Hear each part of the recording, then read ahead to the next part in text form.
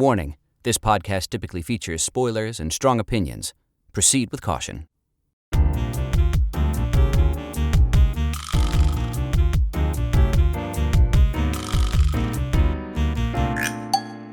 Hello, and welcome to another episode of Two Grooms, One Plot, the podcast where two lifelong storytellers who are married talk about stories.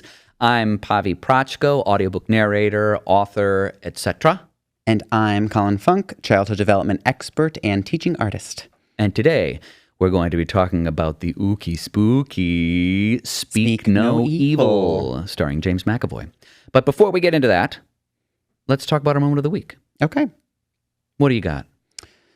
Well, we've been watching, I've been rewatching, you've been watching for the first time, some Always Sunny in Philadelphia, one of my favorite shows of all time. And we've gotten to this episode. I think it was the season finale of season 13, I believe. We just watched it a couple days ago. And it is focused on Mac. And they want him to dance shirtless on their Pride Parade float. Right. They're doing a little Pride Parade float scheme. And Frank's job is to get Mac to do it. He just has to go and tell Mac that that's what his job is. But Mac is having this existential crisis. And so Frank's like, what do I do? We realize that Mac really just needs to come out to his dad. That seems to be the kind of crux of it. That's what's holding him back for being himself. And so we keep going back and forth with his dad in jail, and he ends up letting his dad think that he got a girl pregnant, and as the episode goes on, Frank's face gets more and more swollen because he keeps plugging up this bloody nose, and he looks disgusting. Yes, he looks horrible. And so it seems pretty typical, pretty silly. And then we get to the end, and there's a moment Frank goes to Mac and is like, "Look, forget about the float. Just do the thing with your dad." And he's like, "Okay." And there's this big dance performance, and Mac essentially comes out to his dad in prison by this beautiful contemporary choreography with rain on the stage and this two-person, this duet dance. Pas de deux. It's really beautiful. It's a beautiful dance, and the woman who's dancing with him is incredible.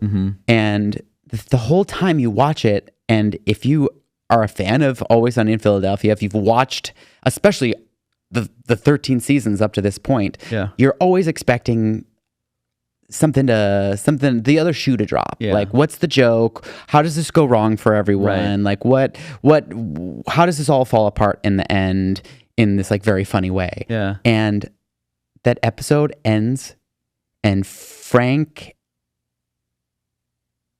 is moved by this performance. And Danny DeVito is acting his face. He's good. He's good.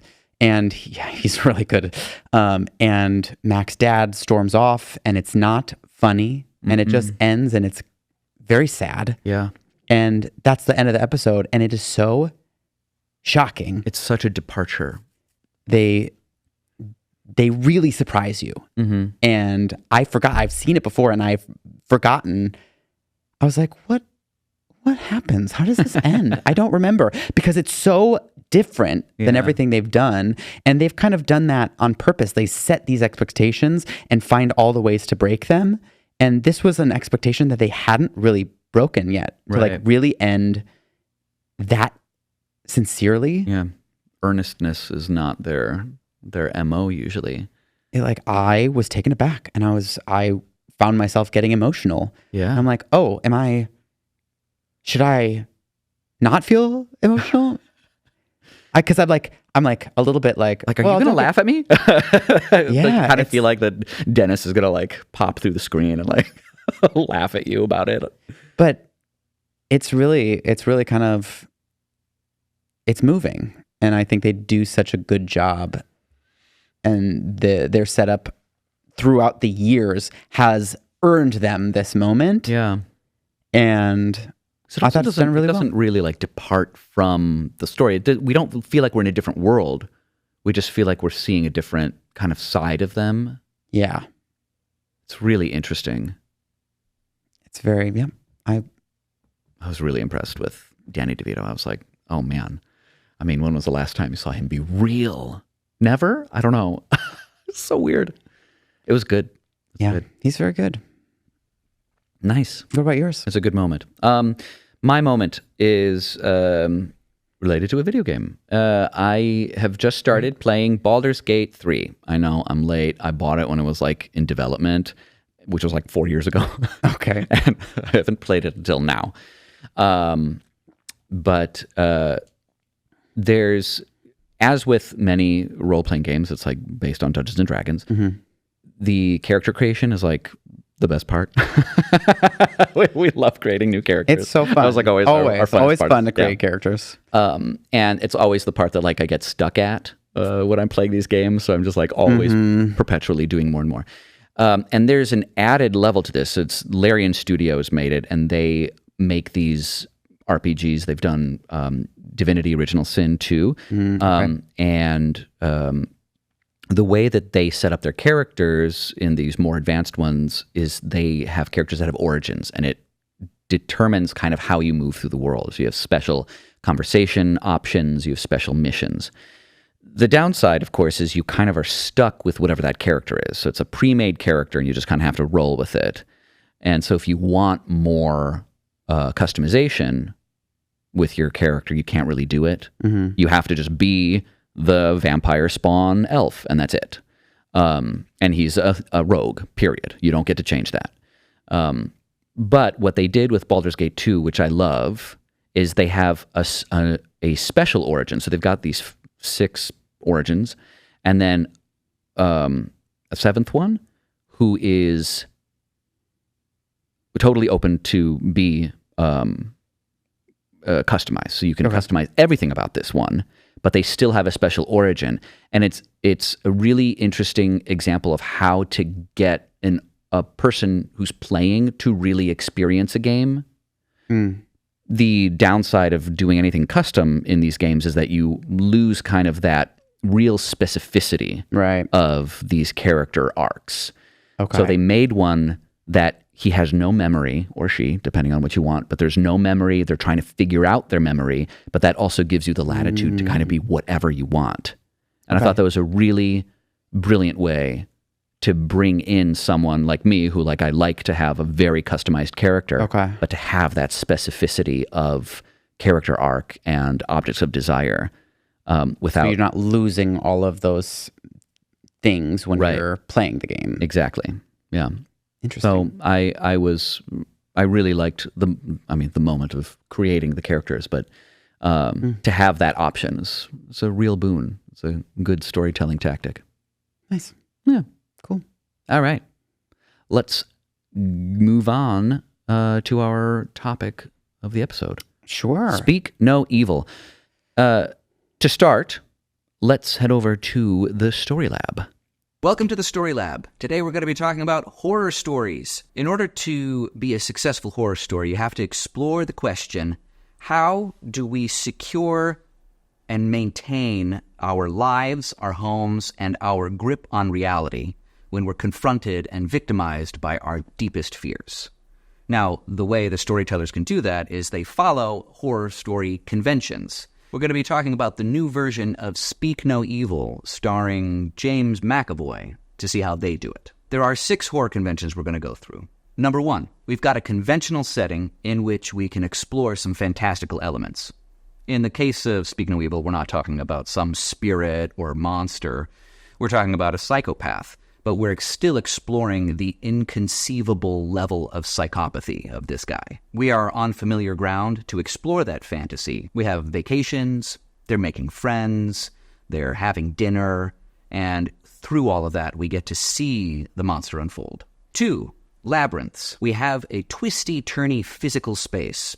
In the case of this film, we've got Paddy's house. It's all got these nooks and crannies and attics and basements, and you never quite know where you are or if someone's watching. We even have a little bit of foreshadowing when we're in this Italian town at the beginning when our victims meet Paddy and his cohort. It foreshadows that kind of stress that labyrinths bring. Number 3, our monster, Paddy, can't be reasoned with, which is all too clear. 4, perpetual discomfort. The whole movie is so uncomfortable. It's mostly psychological in this case. We have these weird sexual moments, weird intimacy.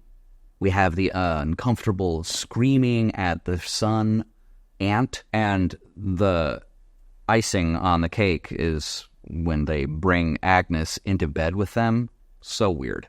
And that brings us to number 5, an increase in power from the monster. So as we go through the film, this discomfort, which is the monster's kind of superpower, is increasing, and we see more and more intense versions of it as we go. Number 6, the sadomasochistic flip-flop.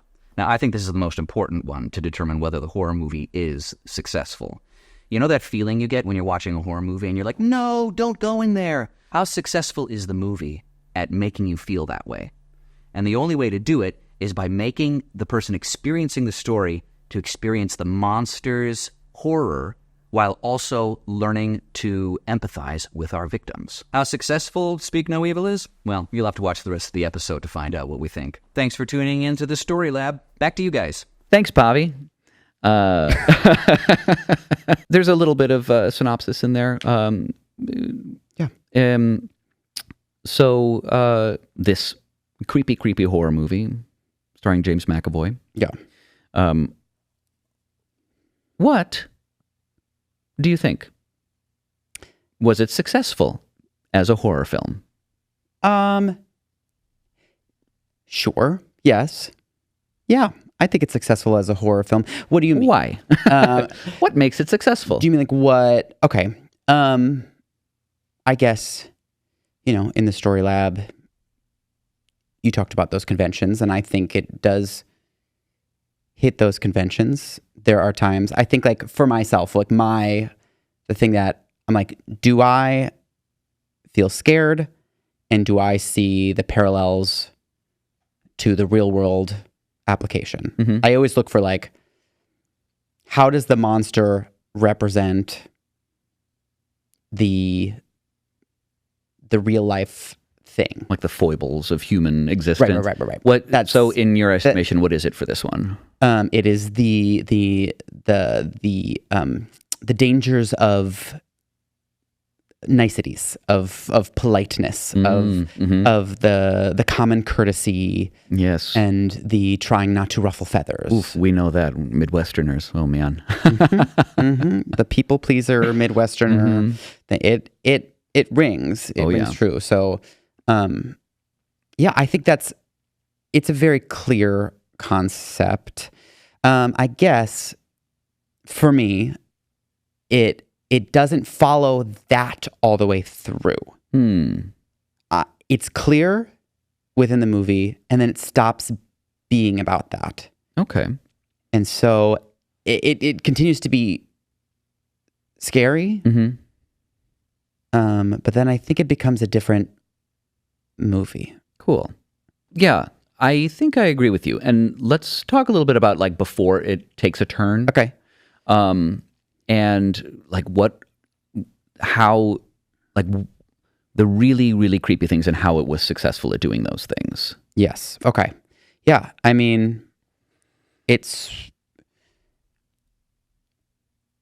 I think it sets up this situation where I think the setup is great. The family is this, they're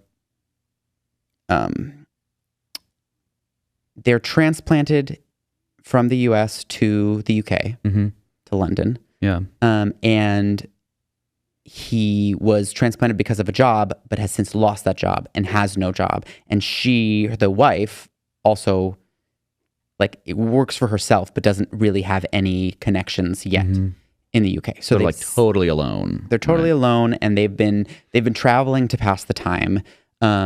So they're this easy target to be taken advantage of. Right. they run into this very nice family that is a little unconventional but charming. Yeah. And I think it feels uncomfortable, but it makes sense. Yeah. Like you kind of at the beginning, you really don't know why you're uncomfortable.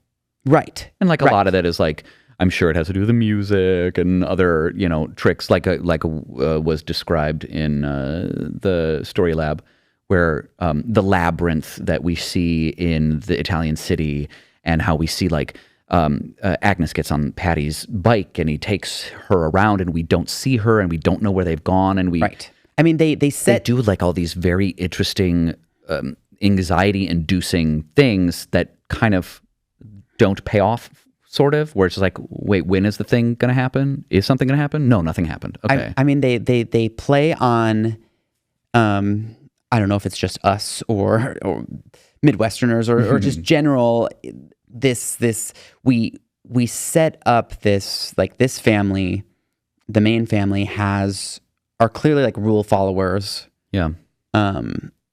That, they've gotten stuck talking to this couple at dinner a couple times because they like have to be nice. Right. And then this other couple, James McAvoy and his wife, that are clearly doing things that are kind of like pushing the rules. Yeah. They do a lot of like, oh, it's okay. This will be okay. This will be fine.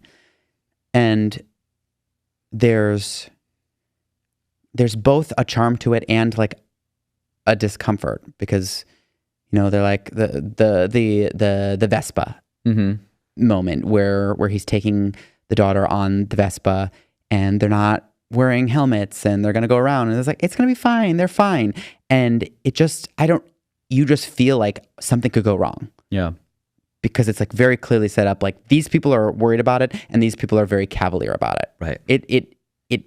I think it taps right into this like core feeling that is just implicit. It's that just conflict. implicit. There's like a push and a pull. But we feel it like very deeply. It doesn't take a lot of work for us to be like, ooh, I feel weird about this. It's like setting off alarm bells, but they are charming enough and nothing goes wrong and everything. Like they even get the couple, the family out of having to eat with this couple. Right. The annoying couple. They have no connections, so when they're like faced with a possible connection, they really fall into it. And they are taken in because they know nobody. And so they are going to latch onto the first like cool, charming people that they can. So I think it like from like the beginning, the setup is, I think, very successful. Mm-hmm. You totally get why it's happening, but you feel deeply uncomfortable by it. Yeah. Like they've convinced this family to come visit them in kind of like the middle of nowhere, far away from where they live. And it's just a little, it doesn't feel right. Yeah. It's a little weird. Yeah. And like, I mean, there are some very good moments that continue to really push those. I mean, what do you think? Do you think they are successful at making it feel like it's the social niceties that are getting them in trouble? Yeah, I think so. Especially as we start getting like further into the story, we start seeing like what appears to be just cracks in this, non-traditional families' lives, where they're like being like weirdly intimate, or they're simulating sex, and like, is it real or is it not? Or he is a doctor or he isn't a doctor. And when they're confronted, when our victim family is confronted with any of these questions, rather than actually going through and asking the question or asserting themselves or trying to clarify, they just step back and kind of see what happens, which is like such a people pleaser thing to do, where you're just like, oh, what's her name? The mother, whose name I don't remember right now.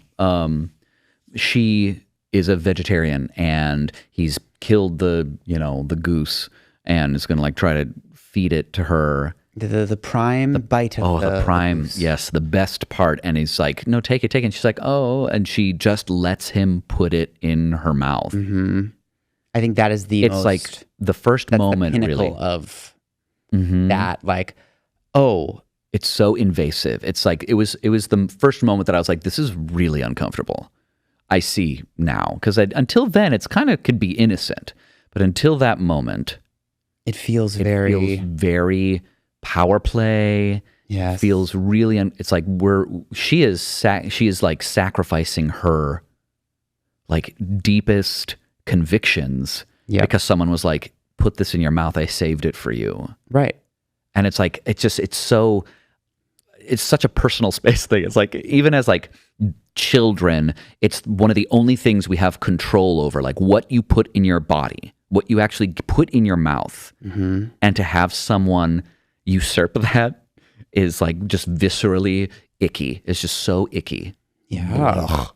Well, and because a kid will just like spit it right out because they don't have the social rules built in yet. Right.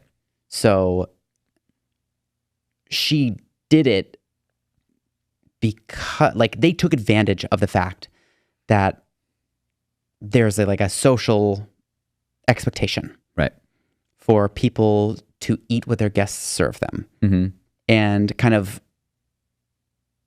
steamrolled her. They didn't let her say no. Yeah. But she could have.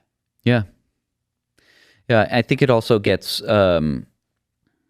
elevated because there is, of course, the internal conflict within the victim family where she's had a dalliance over text messages with someone. And so she's kind of paying penance. So she is playing nice more so than she would have otherwise, probably. Right. Because the husband really wants this to work. So she's like, okay, I'm going to be nice. I'm going to try to make it happen. Playing nice for him. She's really reining in. She's really reining it in. So you even get to see that superimposed on top of it. So it becomes very clear that it's like, oh, these are actually the niceties that are getting them in trouble. Yes. She's given up that bit of her agency. Yeah. And I think there's some really cool strategies that we see this family, James McAvoy and his wife, like what they're doing to push the limits. Yes. There's a lot of joking about the extreme thing, like the doctor thing. Yeah. Oh, I'm not. I guess I'm not a doctor. Oh my God, we're just kidding. And then bringing it back. Yeah. Pushing them to their limit so they're like, they feel it and then they feel the relief of the like, just like of course not. Or even like the weird like blowjob under the table where like we get uncomfortable. And they're like, just kidding. We're not really doing that. Yeah. And it's like pushing it, but allowing them, there's nothing they can say about it because they're like, just kidding. Right. It ends up not being the thing, so there's nothing to say about it. Right. It's like, oh, it wasn't actually a blowjob under the table. Right. So if I complain about it, I'm complaining about nothing. Right. And there is a sense of relief in those moments. Yeah. We're like, oh, you have addressed my biggest fear, and then you eased it. What the Story Lab talked about was the sadomasochistic flip-flop. We keep going back and forth and seeing kind of the exertion of the monster's power and then seeing that relief and getting to feel it with our victims. Yeah. Now, where do you... I think that it stops living in that world. Yeah. I agree. I think before we get there, I want to talk about whether... Have you experienced this in your life? What, that like somebody has... This nicety thing where it's like an example of like, you know, like when you're... Just how those common courtesies and social niceties kind of get in the way of what's going on. Yes. So I have like a really good example of when that happened. I was like, you go for it. You tell me. So I was on vacation with my family. You came with. We were on a vacation. Oh my God. Talk about in Traverse City. And please oh my talk gosh. about this. Oh my. This was wild. Sorry, Mom, if you're listening. Okay, so we're at this winery and we're trying to figure out what's for dinner. And my brother has organized this whole vacation. And he's talking about how he's been talking all day about wanting to go to this barbecue place.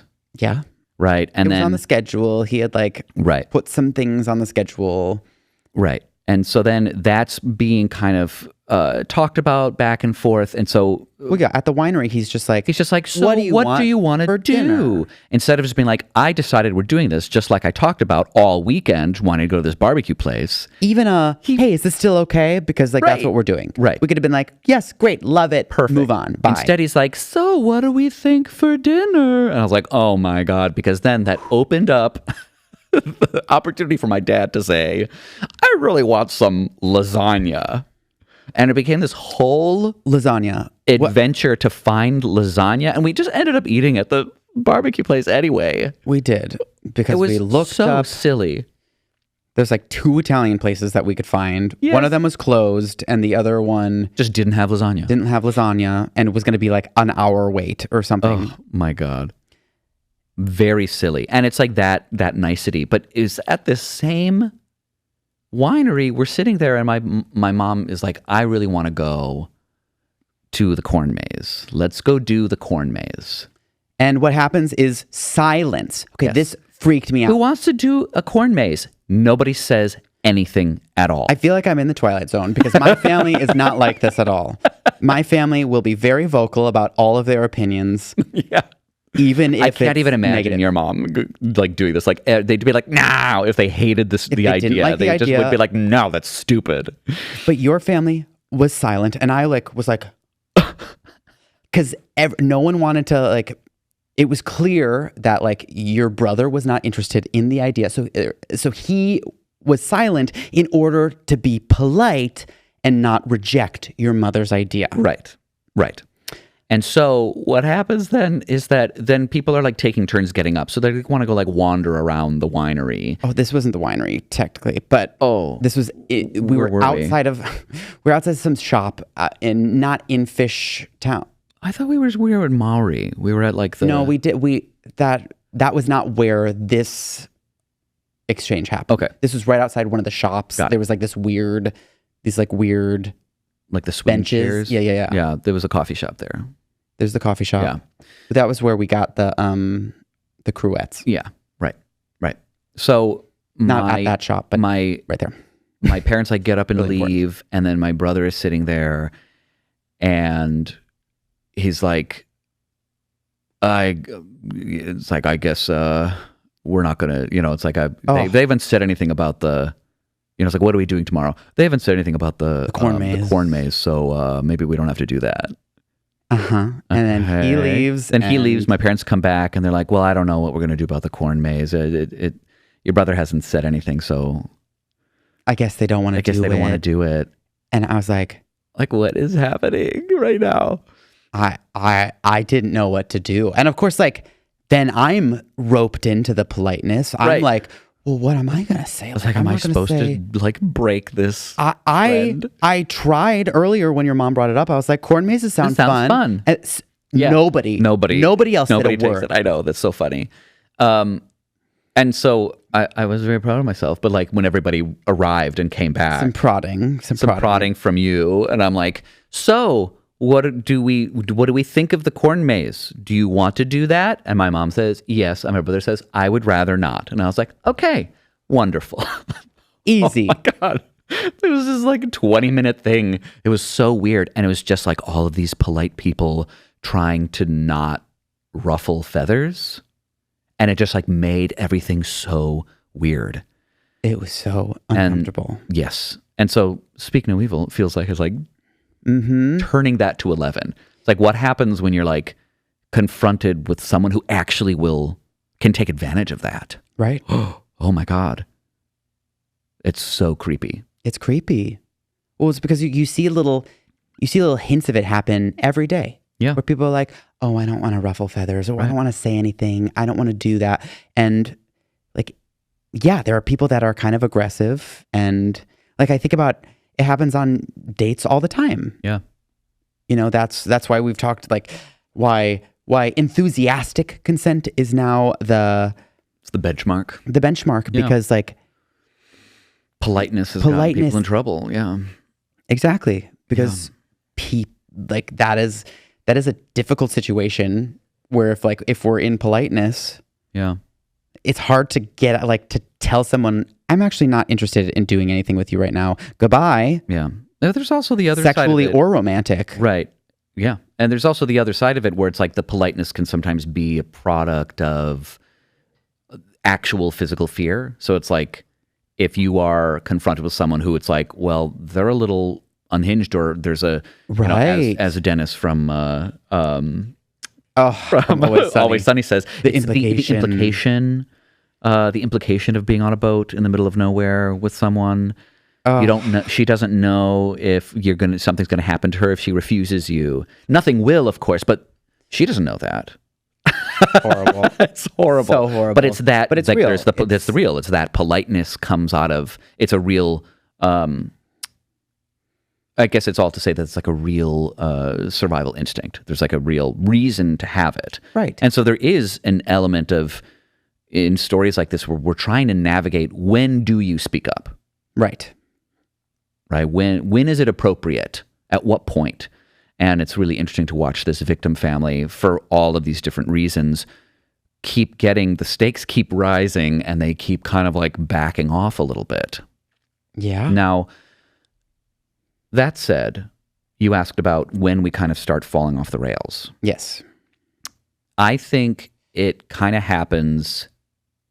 It starts to lose, the foundation starts to shake at the point where they find their daughter Agnes in bed with Ciara and Paddy. Right. Creepy, like horrible. She like wakes up, goes to find the kids, they're gone. She goes to find, like, looks in the master bedroom, and she is in the bed with the other people. And it's like, we are leaving right now. And they get in the car and they go. And it feels like it's a little bit of a false ending here, right? It's like a little bit like, they made it out. And of course they have to like go back now because the daughter left her stuffed animal. Now, I feel like this kind of starts shaking our foundation here, because the mom has already exhibited all of these kind of personality traits where she is obviously holding back when she wants to be much more strident, right? About her desires. And so when she finally has this like last straw, has broken the camel's back, she's out. I cannot imagine her allowing anybody to go back. I can't, like, absolutely not. Oh, that's scary at that point. At that point, it's creepy. And they have this daughter who's having like these anxiety, panic attacks because the little bunny rabbit's not with her. Yeah, they've set it up. Set it up, but she's like, they would have experienced this. They would have had these situations with her for so long at that point that they just would have to be able to handle it. Like, at that point, they have to have been at least somewhat inured to her panic attacks. And, that is, it's a little bit maybe also turning it to 11, the politeness, where they're even doing it to their daughter, where they just keep giving in, even though it's dangerous. But seeing that happen and having those alarm bells go off, I cannot imagine that particular mother allowing them to go back. Well, and in that instance, like when she's like, oh my God, I left the bunny there, but also they're going to hurt the bunny like they're hurting their son. Oh my God, yeah. And the parents never ask about it. And that is wild to me. Yeah. There's no world in which I think that mother, like you said, talking about? That either of them wouldn't have at least asked. Why do you think they're going to hurt? What are you talking about? There's no setup to make me think like they would either like not take it seriously, or they wouldn't ask about it. There's something, especially now that she's been in their bed. Like at that point, it's like all bets are off. I have no idea what this family is like. I was also still waiting for how did this happen? How did you get there? Right. How did she get there? And ask her about it.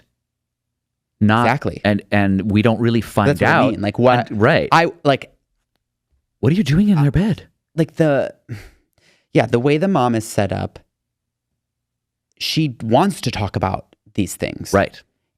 And if it was more clear that she feels uncomfortable bringing up these hard topics, right? But she's not. She pushes back at the James McAvoy character, even though he's kind of scary. Right. She does it on She pushes back to numerous her husband, too, even though she's like trying to defer to him in order to pay penance. But at some point, she's like, absolutely not. We're leaving now. Yeah. I am taking control. I know that I was being nice. We're not going to be nice anymore. But then we suddenly have to make a reverse to get the second half of the film. Right. And that made me very, I didn't believe it. I was like, no, I'm mad at this movie now. Yeah. We wouldn't be in this situation. That kind of like certainly threw it off. Like, and they came back and the explanation was like not, like the thing is like, they should just not have left. There should have just been a blow up because like, I think the explanation was fine. Like, I think like it was just like the wife was like, I'm so sorry. I crossed a boundary. I lost a daughter and I like couldn't bear like when she was crying in the middle of the night and I just was like, yeah. If it had just happened in the moment, I would have believed more that they would have stayed. Yes. Especially if like the wife really turned on the waterworks and like again, like not giving them the opportunity. I think the steamrolling is like gotta, if there's any sort of will, any sort of like movement to action from the main character, like there's too many situations that would have allowed them to remove themselves from the situation. Right. That them going back for the doll, even that explanation at that point, I don't think would have been enough. They would have been like, well, we got the doll. We're still going to go. We can talk later. They still would have left. Like it just doesn't, especially considering what their like objects of desire are as like these protagonists, where it's like at that point we've switched. We're in weird territory. We're getting closer to life and death here. This is very weird.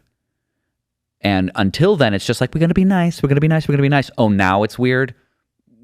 What we're going for here is totally different now.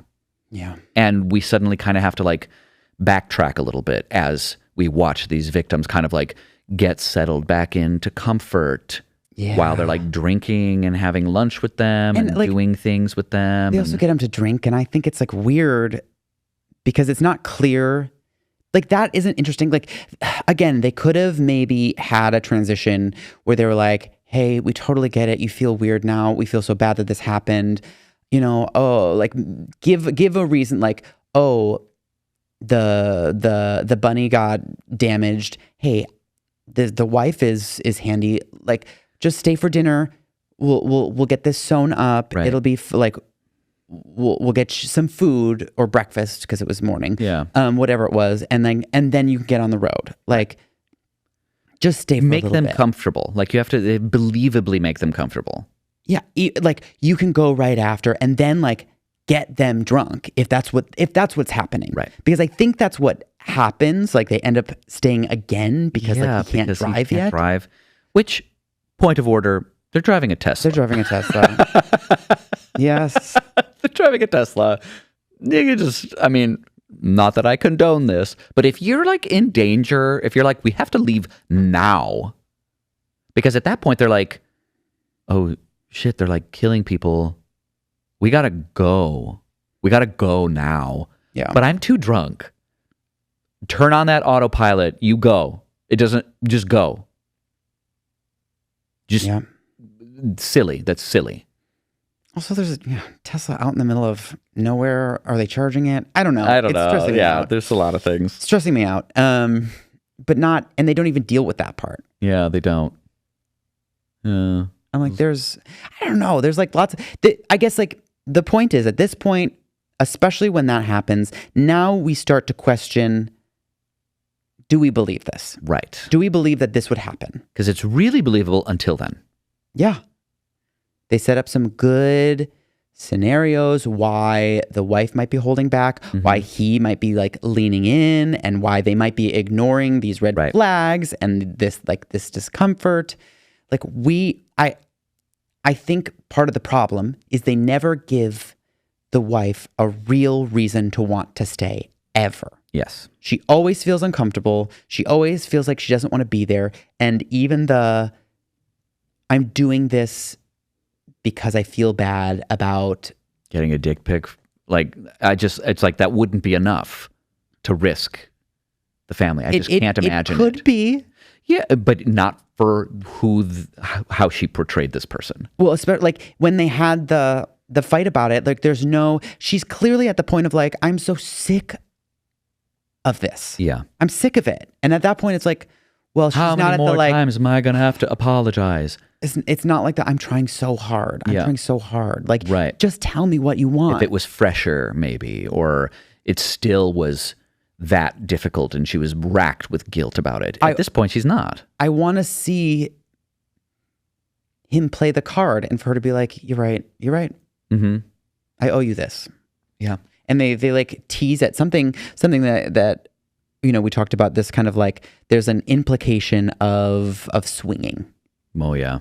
Yeah. Maybe even implicit. I don't remember exactly. It was so But they weird. were talking about, I think they talked about swinging and sharing. Oh, yeah. The explicit swinging thing. Yeah. That they were like, sometimes we share. Yeah. And I'm like, what is happening? What an interesting setup, especially if that's a part of why he might want to be there. Right. If he's like feeling left out, feeling like he didn't get to explore and she was exploring sexual, like he's like maybe wanting to do this, maybe even she would want to push him in. Like there's something there that they could have used, either the husband or the wife, in that like one of them could want it. Right. And it's like, oh, this could be the solution that, to like the cheating, even us out. Yeah. Yes. This could be the equalizer in our relationship. So let's stay and see what happens. It could be very uncomfortable on the way, but it could be the thing that they're like, oh, fine, I did say we would give this a shot. Right. Yeah. I am feeling weird about it, but of course you're going to feel weird about it. It's going to feel weird, but that's why we're doing this. Right. Like there is something that they could have leaned into there. Yeah. They like set it up and didn't do anything with it. Right. And it's only discomfort instead of, as you say, like kind of having that deeper purpose. Right. Yeah. I just feel like there's at that point where they find him in bed, like even they're like, yes, I feel bad that we feel bad about the lost child, but not that they feel good and that they want, there's nothing, again, holding them there. And it continues to just keep being weird, and they're just kind of like waiting to go at that point. There's like a weird meal. They like are verbally abusive to the boy. Like the dancing. Yeah. It's very so weird. Strange. Some missed opportunities about like they're calling out, like James McAvoy is calling them out as parents. And I thought it was like an interesting thing to like have it turned around and have him call them out on it, but it wasn't really that. Yeah. They didn't commit to that, because that could have been a really interesting... Especially because at that point, like we even see a further breakdown of this kind of politeness dance, right? This kind of comedy of manners or horror of manners, I suppose, that where she is like, they're explicitly like, hey, calm down. Stop yelling at your kid like that. That's awful. Don't do that. Where it's like, well, if we were really exploring kind of that politeness, would you have done that? Would you have been so strident about it in that way? Would you have been like, we can just be a little bit, let's just calm down a little. Like there's other ways to do that really, because like they're so like, especially the mother is like so aggressive But about even like the stop dad, it. the dad, Yeah, the dad says does it too. Yeah, It's not one-sided. It's not like the dad is like, "Hey, calm down," right. Which might have helped. right. If like she was like trying to like say something and do something about it, and him to be like, calm down. It's fine. Yeah. Just like they, we don't want them to talk about our parenting. We don't want to talk about their parenting. Right. Like there could be like that is an interesting conflict. Yeah. And especially in the social niceties things, like with the parenting each other's kids is a very really touchy interesting. subject. Yeah, and that's a really interesting place to explore if they had been able to do it. Yeah, I think it feels to me that they just wanted to they didn't want this female character to fall under those traps. Yeah. Like fall into those like cliche, like, oh, she's just cliche. she's being accommodating. She's an accommodating woman. And they didn't want that Right. so hard. They want her to have a voice and to like have her strong opinions and I'm like, well, that's kind of that just undercuts, I think, the message. Yeah. Yeah, for sure. It And undercuts what I was reading as the horror. Yeah. Yeah. I agree. And I guess my understanding, I haven't watched it, but my understanding is that that's what the original version, the Danish version? Danish, I think. Yeah. The Danish version originally follows that more, where it's really about politeness. And, we can talk about how we even have a whole nother kind of the third act of our American version of this film. Well, yeah. Well, this is where it breaks down. Yeah, it really breaks down completely. And whereas in the Danish one, apparently they're totally captivated the whole time. I'm not sure, but it's like darker.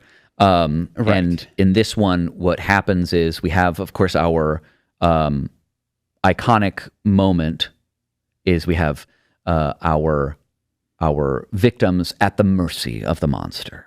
Mm-hmm. Right. And usually this is like the pinnacle moment. It's like, this is our climax. This is a very important moment. And this happens right at the beginning of basically Act 3. We have a whole 20 minutes left of this film. And it becomes an action flick. Yeah. It's like a slasher. It's Home Alone. Yeah. They're trapped and have to escape the monster now. Right. And they spend so much time fighting. And so in your estimation, why do you think that doesn't work? What's the problem there? Oh, it was just a totally different film. Yeah. It's a totally different genre of horror. Mm-hmm. And it has nothing anymore to do with the monster is no longer the monster. Yeah. The monster is this person taking advantage of politeness. Right. No longer on the table. Yeah. Politeness is no longer the weapon that they're using or they're taking advantage of. I think that's exactly what the problem is, that it's like we have the question we're exploring the whole time is kind of like, when can you be polite? Like at some point when you are too polite, you die. Yeah. At this point, that's actually not the problem anymore. No. Nobody's being polite now. They're all just slashing and hacking and poisoning each other and trying to beat each other up until they can get out. Right. And it's not even it feels to me like that family could have trapped them at any point. Yeah. So it's like, well, it's not even like the politeness got you this far and it's too late. There's no turning back. There's nothing that it's like, wow, you took your politeness one step too far and now there's no turning back. Right. It's not because they're not in that situation because they've taken it too far. Right.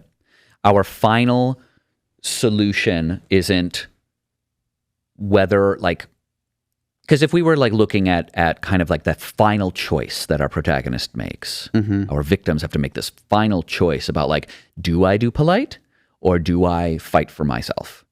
And if we're going to have this prescriptive story, they're like, yes, I'm going to fight for myself. If you're going to have this cautionary story, they're like, no, I'm going to be polite. That's not actually what we have at our pinnacle moment during this third act, right? It's like the dad is on the roof and he decides to jump down Like that's what our solution is. It has nothing to do with politeness. It has everything to do with there's like a bravery. There's bravery thing. Yeah, it feels different. But it feels like a totally different. It's an action film. It's not. It's not anything to do with this horror. No, I don't think so. I think flaw is ignored. They do have a moment after that though that does kind of touch on it, where, the woman dies and they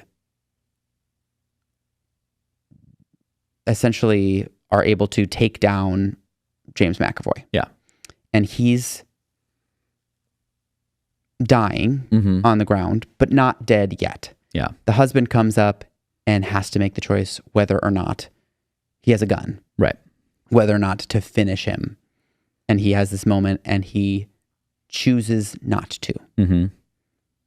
Which leaves it open for Aunt, the kid, to the son who had been kidnapped. Yeah. Like, we're not even talking, like, we haven't even talked about like what the world building of this is, because it's minor now. It's a really interesting story. And that's why it's interesting, because like they've put this plan into effect to be like kidnapping children. Yeah, they're like replacing their kid over and over again. And every time it doesn't go well, they're like, we need a new one. And we're going to place the kids. And so we're going to lull these parents into feeling safe, and then we're going to take their kid. Right. And that's a really interesting setup. Yeah. And it doesn't, it's not really about that.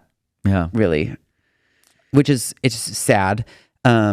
Because like, I mean, the whole thing, Speak No Evil, they cut out his tongue. Like, so it's like, that's the connection. Like, Speak No Evil is already the, cannot say the bad things that are happening to him. Right. Yeah. Which is the metaphor for like the people not being able to like bring up the things that are discomforting to them. Yeah. And that is the title of the film, which makes me think that that's what the horror is. And it's pretty clear. I would say the first half of the movie. Yeah, I think so.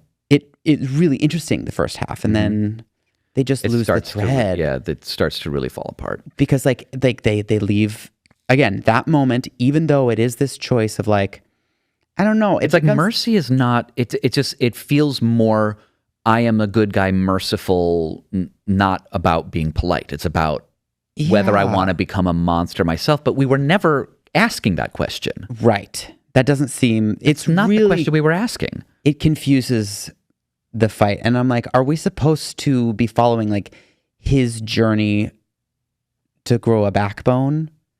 Which he doesn't, like the only moment that he is like really decisive. He has like 2 decisive moments. Yeah. So there's like a decisiveness. So there is something interesting about like the question of like the ethics of decisiveness. Yeah. Because like in a good place, they really look at it with Chidi. Yeah. That's that character's like all about make a decision. Like the indecisiveness like really can screw people over. Right. Like, and that is unethical. They like really make that case in a good place, which I think is very interesting. And they do it in a couple places for the husband, where they're like, the indecisiveness is tied to the politeness. Yeah. Like trying to like do the like so having there be a decisiveness, like he decides, like the Molotov cocktail. Mm-hmm. That was an interesting. Yeah. Yeah, he makes a Molotov cocktail. It doesn't work. But which I think is interesting still. It is interesting, yeah. It's just the plan didn't work, but it was a good idea. Yes. Again, it's like during this third act when they're like trying to get away. It feels like really sprinkled in and not. And then this like the run. They just feel so not connected anymore. Because we're just like running away. It's not. There is, I think, something interesting about even in the fight or flight, is he tapping into the survival skills, or is he still like falling back into social, like, I don't know what to do. Like, well, like, because there's something that I think intellectually could be interesting about that. Do I think it was successful? I don't think so. No. I was already pretty distracted. I mean, as we talked about in the story lab, it's like the question we're asking is how do we maintain and protect our lives and home and our view of reality? Mm-hmm. That's the question that we're asking for the whole, first half of the movie, or until at least the third act. And at that point, we start talking about the kind of the gifts that our protagonists have, which falls really into kind of the action or the thriller space, right? Instead, where it's like, we're actually seeing like, oh, he has this idea, he's going to light his Molotov cocktail and throw that out the window. Mm-hmm. It doesn't work, but we're seeing the gift of his decisiveness. But that was never, again, that was never the question, right? So we actually have... there certainly could have been more. I mean, there was a question of decisiveness from him earlier, but it's not. But it's in relation to being victimized by the flaw, right? Sure. And it's just, we start asking a different question, and I think, as you say, it's just because it's a different film. It just becomes a different movie. It just feels totally different. Like it. I just don't need there to be a big action chase scene. I don't find it terribly interesting. And I don't find that it was their politeness or their indecisive. Like, I don't think it doesn't feel like it was that got them into that mess. Yeah. It ceases to be scary because we're no longer looking at the monster's no longer the same thing. The thing that made the monster scary is no longer the weakness that they're exhibiting. Yeah. I do. Like, I like that they have Aunt kill him in the end. Yeah, there's something interesting about that moment. Yeah. Again, it feels like we're now like doing different things, but we're now asking the question, like, he is decisive in that last moment, being like, I'm not going to do it. Mm-hmm. I'm going to walk away. We don't need to do that. And for the son to be like, well, this is my choice. And to be like, oh, interesting. They both make a decisive choice. And now we're like, are either like, to me, I was like, after all of that, I would make sure that person was dead. Oh, for sure. So I'm like a little bit weirded out by the dad's choice like after all of that. Walked away. I'm like, oh my God. I'm like, shoot him. I would just shoot him just in case. Like, I don't. Yeah. At that point, I'm like, I'm not sure. But like, yes, it's an interesting question at that point. Like, it's interesting not to be like, now he's this like,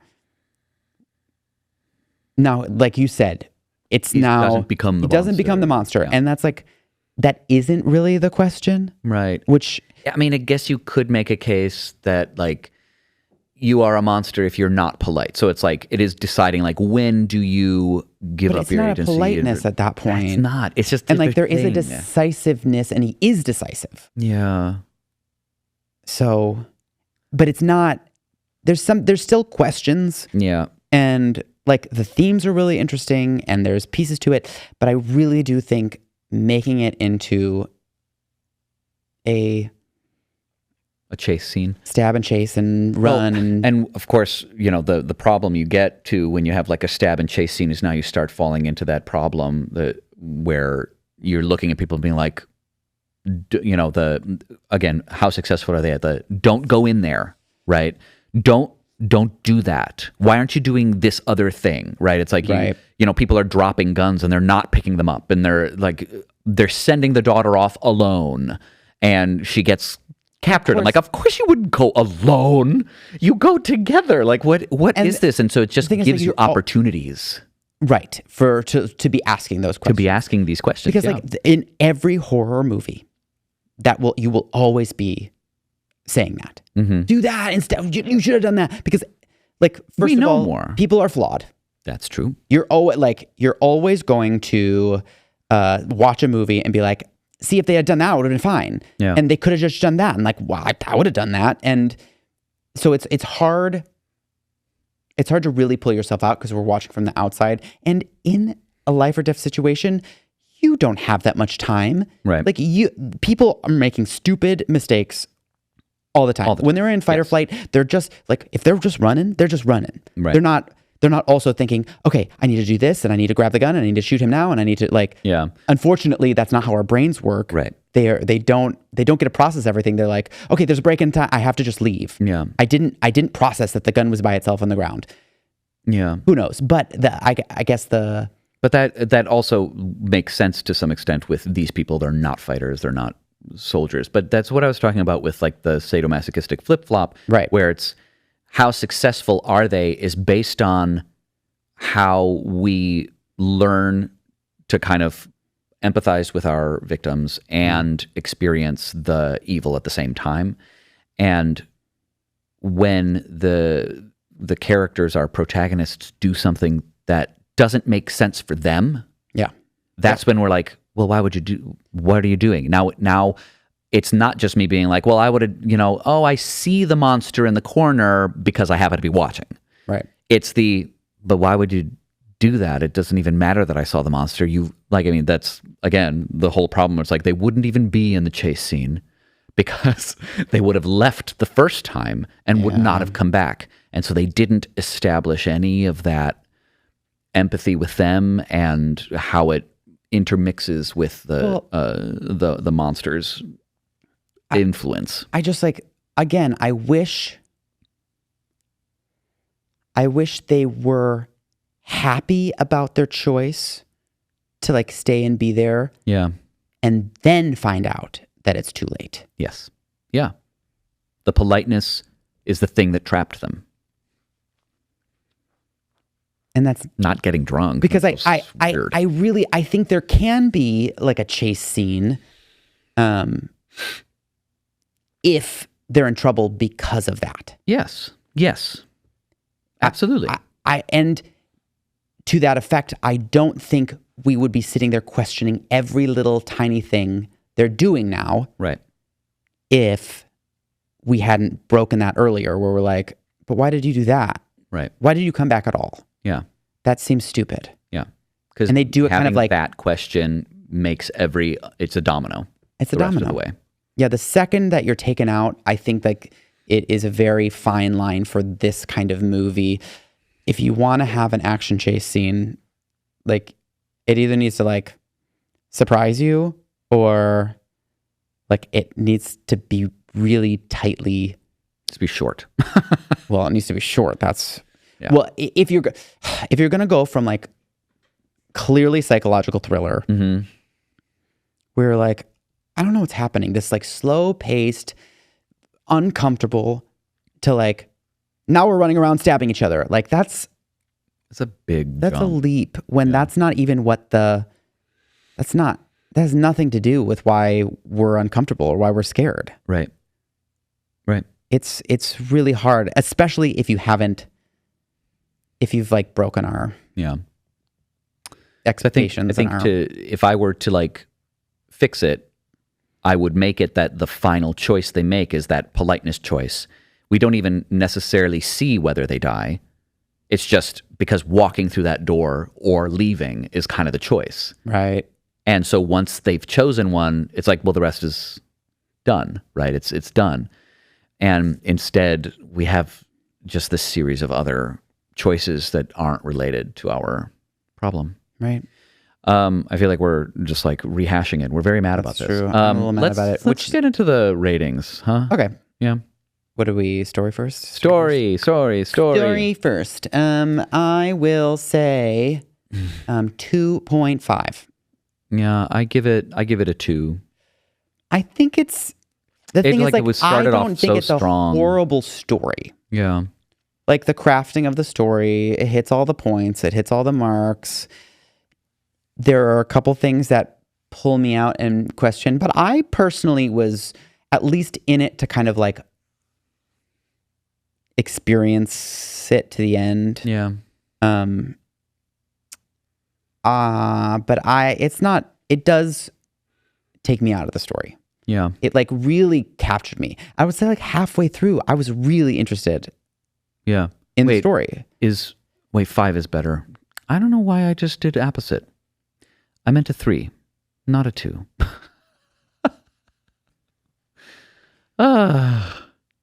Okay. 3. Anyway, yes, 3. You had a 2 and a 2.5. Yeah. Yeah. So I'm done. Now you go. So I had a 3. I think that it's a really strong start, and it just, because it falls off, I'm knocking off those 2 points. But it's got so much potential there, and if we ever see the foreign film, then maybe we'll see it done better. But yeah, I'm interested. Yeah, I'm not sure I am, which we'll get to in a moment. Technical. I mean, it's acted well. Yeah, it's fine. I have very little to say about it, I guess. I'll give it a 3. Yeah. It feels pretty average to me. Yeah. I I think I agree. I think the acting is Just nothing is fine. extraordinary. It's good. I mean, it's like the weird pretty. choices, like having a Tesla in the middle of nowhere. I think It's like weird. It is the crafting of those little details Yeah. that really fell short. Yeah. Yeah. And even, because the story is fine. Right. But it's, I think so maybe I'll go 2. If I think the technical is worse. No, I'll go 3. Yeah. It feels average. I'll give it a 3. It brought the story down. So 3. Yeah. Because otherwise, technically, it's fine. It's shot well. It's acted well. It's Right. the dialogue isn't horrible. Yeah. It's fine. It does its job. Yeah. For the most part. Rewatch value. I never want to see it again. And I think I don't want to see the other one. It just is like so upsetting to me. And maybe because it's like really triggering me that I'm like, because you as see per that politeness story, in yourself. Per my anecdote, I'm like, this is like, oh my God. It makes me want to watch the other one. Yeah. I'll say 3. I think I don't want to watch the other one because I'm just confident that it's actually going to go much worse for our victims. And it's like this one, we got away with them surviving, which is totally unbelievable to me, but still happier. And I am just like ready to be upset that the victims don't get out, or it like goes very badly. I think that's what we've come to understand, that's the first one. They don't get out, but I'm not sure. I haven't seen it. So I am giving it a 1. I never want to see it again. And I'm not sure I want to see the other one. Are you interested in talking to someone about the concept, at least? I mean, as much as I'm happy not to. It's fine. Okay. Yeah. I'm just curious. I don't want to like tell anybody like, go see that movie. I'm just like not. I heard about the concept and I was very intrigued by it. Yeah. And it makes me want to, like I am, that's why it's a 3 for me, because I think the concept, that's a great concept for a horror movie. Yeah. I think it just creeps me out a little. Which is like the point. I know. And it just might be a little too close to home. That's allowed. That's fine. So it's a 1 for me. Ba-ba-da-ba! Rated. Superlatives. Let's go into superlatives. Okay. Oscar moment. James McAvoy. I think McAvoy is so stripping down. That's my Oscar moment. Stripping down. When he's like so beefy now. Yeah. It's like Mr. Tumnus grew up. He's like, that's what they meant when they were like, dad bod is sexy. Mm-hmm. Not like unfit. Right. It's like he's just like a human adult who is in his 40s now. It's not like ripped 6-pack, but he's been working, got some muscle. Yeah. And he also probably eats pizza. You know what I mean? Like that's what they mean. Yeah. It's just like normal body. Yeah. Like a little above average, I guess. It's like active. There's been a lot of like now colloquially people talk about like dad bods as like a not fit body, but that's not what dad really bods what that is. Were originally supposed to be. So like that. Yeah. James McAvoy stripping down to jump off that cliff. That's Oscar. What about when they had the little screaming?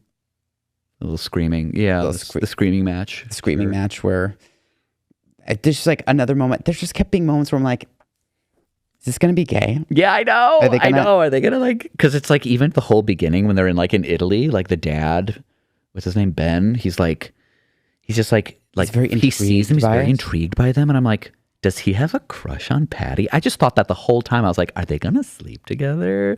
Are they flirting? Which would have been horrifying. Like it would have been really uncomfortable. But like, I mean, gays love the horror movies. Horror movies are like always coded gay. So I mean, It would have even that character worked. felt a little coded. Yes, it would have worked. Push it would have been push it further, yeah. guys. Yeah. Even though we're giving the Oscar moment to the homoerotic moments, We wanted more. we want more. What more homoerotic moments? Yeah. What about your unearned moment? My unearned moment. I think it has to be when they find out that all these people are dead and they don't immediately leave. I mean, I know that we've already not left, but like the moment it's confirmed they're like murdering people and they're just like, but we're too drunk to drive. I'm like, no. No, that's not. Is they that find when out. that happens? No, that was because they're like, we have to walk through and we're going to go now. But he's already awake at that point. Yeah. They find out after. Okay. Maybe I'm forgetting then. Then I'll just give it to, they wouldn't go back for the bunny. They just wouldn't. Yeah, I mean, yeah, I don't think they don't use the drunk as the excuse. You know for what that it point. was, really? I'm taking it back. It's the dad going up the ladder to grab the bunny. Yeah, that was That's freaking very weird because it's like even at that point, the daughter, Agnes, who's like been panicking about not having this bunny rabbit, is like, I don't need it. I'm good. I just want to go. Let's just go. Yeah. And I'm like, she doesn't even want it anymore. He's like, just when it comes down during the next storm, you get it for me. I'm going to leave. It's just like so. I was just like, no, you're not going to go up on this ladder. It just feels to me like they know and we know they know and we know he knows he knows. Yes. And It's like everybody knows everything at this point. So why are you even pretending now? Just get out. the thing is, like, at that point, you can't like, oh, I don't know. Just You're like right, but it's too weird. much. It's too much. there's something like it's too much interesting playing with about your food, like the predator playing with which their is food like, thing. I mean, part of the thing, but like, Yeah, it doesn't feel. Again, it was so undercut. yeah. I don't know. I'm gonna steal Like you. one. You brought this up to me. That the most icky moment is when she eats the goose. Yes, She puts the goose in her mouth. But guess what happens right after she puts the goose in her mouth? she spits it out. Is she spits it out. Yeah, She doesn't swallow it, yeah. which It's like a moment of rebellion, for sure. and she does it like secretly and privately. It's not. But I'm still like, in the nicety, but yeah. there's a missed opportunity about like she's actually watching her tainted swallow it. painted her body with the meat that she hasn't eaten in 20 years, right? Like, that's a big deal. That would have been a big deal and would have been really icky. That was a Would have really been really icky. unfortunate missed opportunity. I just think it's like that is the movie, and to make her spit it out is not the movie. Right. You're like, oh, just like right away. Oh. Like She has a backbone. I see. probably could have excused it if it ramped up from Yeah. that point, Right.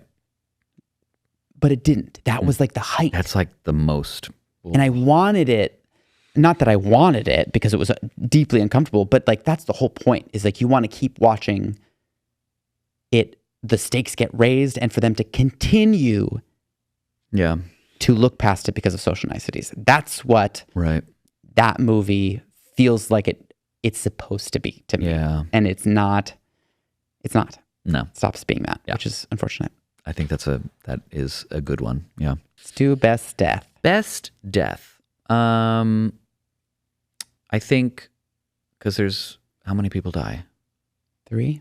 Just 3? Just the 3. So of the 3, I think it's when she falls off the roof. Yeah. That's she's pretty like good. she's because the mom is like hiding up above, and then she comes out and she's gonna do it, and she gets like knocked down, and she just slides off of the ceramic tiles. Oof! Yikes! Yeah, And that's probably the best one. Yeah. I do think there is the satisfying, getting crushed under the rock. the dad, Mhm. James McAvoy. Yeah, It's also horrifying to watch the kid have to do it. yeah, to watch the kid want to do it. Also with a rock when there was like a shotgun right there. It But was a brick, I think, wasn't it? yeah, it was something. Yeah, but it was horrible. Yeah, it's horrible. Blech. What about most don't do that moment? Like the don't go outside. I think it's when she sprays him with the acid in his face. He drops the gun and she just walks away from it. And I was like, go pick that up. Go get that gun. Yeah. What are you doing? Go get the gun. Mm-hmm. That was it for me. I was like, get the gun. Yeah. Get it. For me, it was they kill the other guy, like the third guy that comes to help. Mm-hmm. And then Chef, the chef, yeah. And they go up. And I'm like, what are you going upstairs for? Why'd you keep going up? You have to go out like the window. I know you said, I know we talked about this and you're like, well, they were like in the way and you don't know what's that. I think they blockaded all the things. I am not convinced. I think like the doors got, I am not convinced that they couldn't just go out the front door because James McAvoy was like trying to shower off the acid in his face and the lady was occupied, but they they basically cleared the way down. I got the impression. They went upstairs to go out that window, and then the dad has to like jump down from the roof, and I'm like, you could have just gone out. At least they could have like made a show of like why they had to go out. Yeah, maybe that's what it is. It's like at least try. I'm not that, again, it's like one of those situations where like I can put the pieces together, like trying to fiddle with the front door while they're like can hear you trying to open the front door from that bathroom close by. Like they're gonna, like the wife is gonna just come out and shoot you while he's washing it off. Like she's helping him right now, but like she could easily walk away. They're taking advantage of that and like maybe making them think they're trapped or whatever. Yeah. Like they're gonna have a little bit of extra time. I guess Maybe. Yeah. Like that's you're making a possible, but I guess I wish that they had like shown that then. That's like, fair. You try and be like, oh shoot, they're in the way. I can't. Horror movies. They're rough. They're a tough one. They're hard to do well. Thank you so much for joining us for this episode of Two Grooms, One Plot. Follow us wherever you get your podcasts. You can follow us on all of the social medias. Yeah. Rate and review us on iTunes if you can. A 5 would be great. Subscribe. And we'll see you next time. See you next time. I'm Pavi Prochko. And remember, always spit. Never swallow. What? I'm going to try it again. I'm Pavi Prochko. And if this movie taught me anything, it's to always spit and never swallow. Cool. And I'm Colin Funk. And remember, stop being polite and definitely don't go back for the bunny. Mm-hmm. More dad bod. Bye. Bye. Thanks for listening to this episode of Two Grooms, One Plot, a Pavitas Productions project, hosted by Colin Funk and Pavi Prochko. This podcast was produced by Chicago Podcast Studio. Our opening cartoon was created by Gloriu, and our theme song was composed by me, Pavi Prochko. If you enjoyed this episode, please subscribe to our podcast on Apple Podcasts, Spotify, or your favorite listening platform. You can also follow us on Facebook, Instagram, YouTube, and TikTok at Two Grooms, One Plot for updates on new episodes and behind-the-scenes content.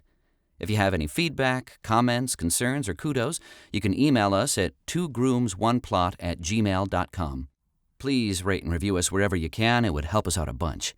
Thanks again for listening, and we'll catch you next time.